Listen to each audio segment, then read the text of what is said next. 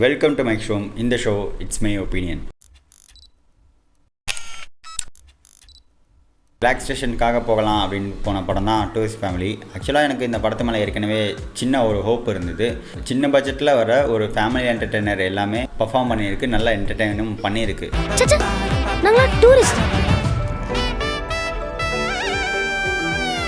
இந்த படத்தோட ஸ்டோரியை பொறுத்தவரை ஸ்ரீலங்காவில் பொருளாதார வீழ்ச்சி ஏற்பட்டுச்சு இல்லையா? ஸோ அந்த மாதிரியான ஒரு சுச்சுவேஷன்லேருந்து தப்பிக்கிறதுக்காக ஒரு ஃபேமிலி வந்து அகதியாக தமிழ்நாடு வந்து சேர்றாங்க, எந்தவித ஐடென்டிட்டியும் இல்லாமல்.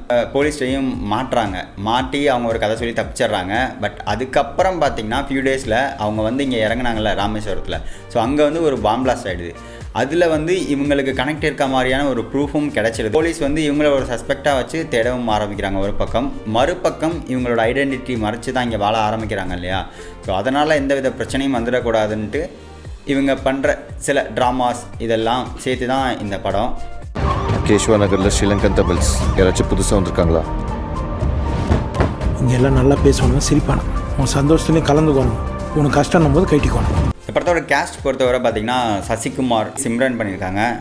ஆவேஷம் ஃபேம் மித்துன்ஜய் சங்கர் அவர் நடிச்சிருக்காரு. அண்ட் யோகி பாபு, அப்புறம் MS பாஸ்கர், ரமேஷ் திலக், நம்ம பகத் இருக்கார்ல அவரும் நடிச்சிருக்காரு. அண்ட் இளங்கோன் பெருமாள் நல்ல ஆக்டர், நமக்கு தெரியும். இவங்க எல்லாமே இன்னும் பலர் நடிச்சிருக்காங்க.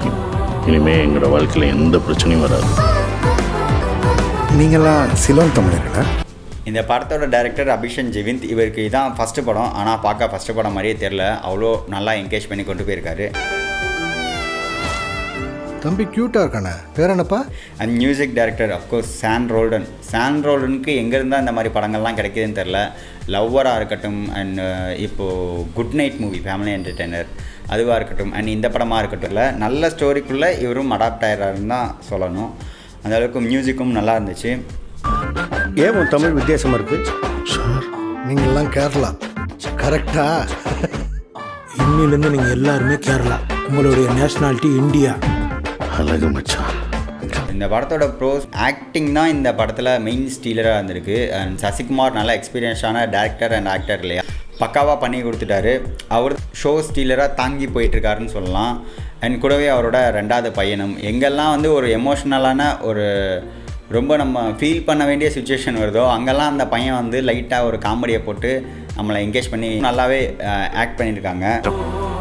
உனக்கு மட்டும் தான் அது கஷ்டமாக இருக்குன்னு நினச்சிட்டு இருக்கியா? பிறந்த மண்ண மக்களை எல்லாத்தையும் விட்டு வந்திருக்கேன். வழி மாறி வந்துட்டியா? ஓம்பா சொல்லுங்க. இலங்கையில் குடும்பமாக மீன் பிடிச்சிட்டு இருக்கும் போது வழி மாறி இந்தியாவுக்கு வந்துடும் சொல்லுங்க. பேர் என்னப்பா? ஐயோ சார், எந்த பேரு ஜோசப் കുരുവില്ല. ഇതാണ് എൻ്റെ നാട്. ഞാനിവിടെ ചെറിയ ബാക്ക്ഗ്രൗണ്ട് മുള്ളി സാർ. அவங்க கூடவே சிம்ரன் சட்டிலான ஹவுஸ் ஒய்ஃப் கேரக்டர் நல்லா பண்ணியிருந்தாங்க. யோகி பாபு வந்து போகிற சின்ன சின்ன இடங்கள் ஆகட்டும், அண்ட் MS பாஸ்கர் கொடுக்குற ஒரு ஸ்ட்ரிக்டான ஒரு ரோல் ஆகட்டும், இந்த மாதிரி சின்ன சின்ன கேரக்டரும் வந்து ரொம்ப நல்லாவே பர்ஃபார்ம் பண்ணியிருக்காங்க. வழி மாறி வந்து நீங்கள்லாம் கேரளா கரெக்டா? உனக்கு இங்கே வேலை இல்லை, வெளியே. மியூசிக் பொறுத்தவரை சான் ரோல்டன் சொல்லவே தேவையில்ல. அவர் இந்த மாதிரியான சின்ன பட்ஜெட் ஃபேமிலி என்டர்டெய்னிங் படத்துக்கு பர்ஃபெக்டாக ஃபிட் ஆவார். லப்பர் பந்து, குட் நைட், லவ்வர் இந்த மாதிரியான படத்துக்கு நல்லாவே ஃபிட் ஆகிடுது. மியூசிக்கும் அந்த பேக்ரவுண்ட் ஒர்க்கும் ரொம்பவே யூஸ்ஃபுல்லாக இருந்தது இந்த படத்துக்கு. ஓவராலாக நல்லாவே என்டர்டெயின் பண்ணிச்சு. தெரியல, ஆனால் ஒன்று மட்டும் தெரியும், இனிமேல் எங்களோட வாழ்க்கையில் எந்த பிரச்சனையும் வராது.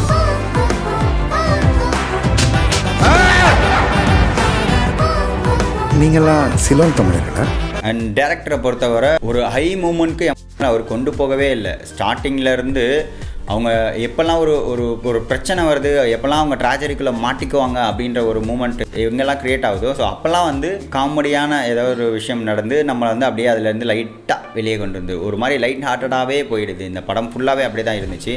எமோஷ்னல் நல்லாவே ஒர்க் ஆகிருக்கு. நம்ம லைஃப்பில் நிறையா விதவிதமான கேரக்டர்ஸ் இருப்பாங்க இல்லையா, நம்ம நெய்பர்ஸ் இருப்பாங்க. ஸோ அவங்கள எக்ஸ்ப்ளோர் பண்ணும் விதமாக இவர் கேரக்டரைசேஷன் பண்ணியிருந்தது வந்து ரொம்பவே நல்லா இருந்தது. MS பாஸ்கரோட கேரக்டராக இருக்கட்டும், சசிகுமார் அந்த இன்னசென்ட் கலந்த ஒரு ஃபேமிலியை நம்ம தான் கேரி பண்ணி கொண்டு போகணும் அப்படின்ற ஒரு கேரக்டராக இருக்கட்டும். நம்ம அப்பா இவ்வளோ கஷ்டப்படுறாரு, அவரைக்காண்டி நம்மளால் எதுவும் பண்ண முடியலையேன்னு யோசிக்கிற அந்த இவங்க எல்லாத்தையும் வந்து ஒரு சஸ்டெயின் பண்ணி ஒரு அளவுக்கு கொண்டு வரணும் அப்படின்னு நினைக்கிற யோகி பாபுவாக இருக்கட்டும். ஸோ இந்த மாதிரி கேரக்டரைசேஷன் எல்லாமே பர்ஃபெக்டாக பண்ணியிருந்தார். அண்ட் அவருமே நடித்த ஒரு கேரக்டர் இருக்குது, ஆல்கஹாலிக் யங்ஸ்டர் ஒரு கேரக்டர். அது அவர் சூப்பராக பர்ஃபார்ம் பண்ணியிருக்காரு. அவருக்கான ஒரு சீன் இருக்குது, ஒரு சர்ச் சீன் இருக்குது. அந்த எமோஷ்னல் கோர் வந்து சூப்பராக ஒர்க் அவுட் ஆயிருந்தது. அந்த ஃப்ளாஷ்பேக்காக இருக்கட்டும் எல்லாமே சூப்பராக ஒர்க் ஆயிருந்தது. சாங்கு, அந்த சாங் ப்ளேஸ் பண்ண விதம், லைக் இப்போ இருக்க ஒரு சுச்சுவேஷனில் இந்த படம் மொத்தமாகவே ஸ்டார்டிங்லேருந்து எண்டு வரைக்குமே ஒரு மாதிரி பாசிட்டிவ் வைப்பை மட்டுமே தான் கொடுக்கும். நெகட்டிவ் வைப்புன்றது வந்து இருக்காது இந்த படத்தில். இல்லை, நெகட்டிவ் வைப்புன்னு சொல்லி பார்த்தோம்னா வந்து அவங்களோட கேரக்டரோட அந்த ஒரு இன்னொரு பர்ஸ்பெக்டிவ் தான் காட்டுமே தவிர மற்றபடி நமக்கு நெகட்டிவாக எங்கேயுமே ஃபீல் ஆகாது. அப்படி தான் இவர் மொத்த படத்தையும் அந்த வடிவமைச்சிருக்காருன்னு சொல்லலாம்.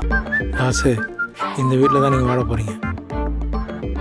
எவ்வளோ சீக்கிரம் இந்த ஊர் தமிழ் நீங்கள் கற்றுக்கிறீங்களோ கற்றுங்க, இல்லைன்னா வாயை மூடின்னு மௌனமாக இருங்க. அண்ட் இந்த படத்தில் கான்ஸ்ன்னு பார்த்தோன்னா எஸ், த்ரில்லர் மூமெண்ட்டுன்றது பெருசாக எங்கேயும் இல்லை.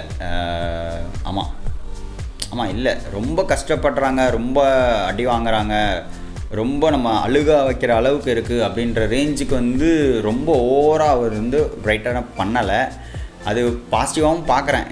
இப்படி ஒரு லைட் ஹார்ட்டடான படம் வர்றது நல்லது தான். அதுவும் இவ்வளோ கம்மியான டைம் டியூரேஷனில் இருக்கிறது நல்லது தான் எனக்கு தோணுது. சம்மர் ஹாலிடேஸ் ஸ்டார்ட் ஆகி போயிட்டுருக்கு இல்லையா, ஸ்டூடெண்ட்ஸ்க்கெலாம் லீவ் இருக்குது, ஃபேமிலியோட நிறைய எக்ஸ்ப்ளோர் பண்ண நிறைய இடத்துக்கு போயிட்டுருப்பீங்க. ஸோ இந்த படத்தையும் கன்சிடர் பண்ணி பார்க்குறது ஒரு நல்ல விஷயமா இருக்கும். ஏன்னா வந்து சின்ன பசங்களுக்கு தேவையான என்டர்டெயின்மெண்ட்டும் இருக்குது, பெரியவங்க ஸ்ட்ரெஸ்ஃபுல்லாக இருக்கும்போது ஒரு ரிலீஃப் ஆகிறதுக்கான தேவையான எல்லாவும் இந்த படத்தில் இருக்குது. ஸோ எஸ், அஃப்கோர்ஸ் போய் பார்த்தீங்கன்னா நல்லா என்ஜாய் பண்ணிட்டு வருவீங்க. This song is for you.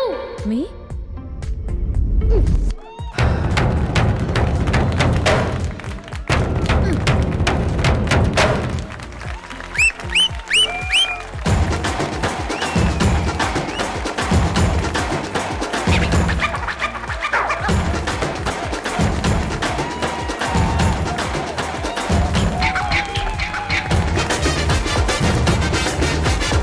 இதான் எனக்கான வீடியோ கைஸ்.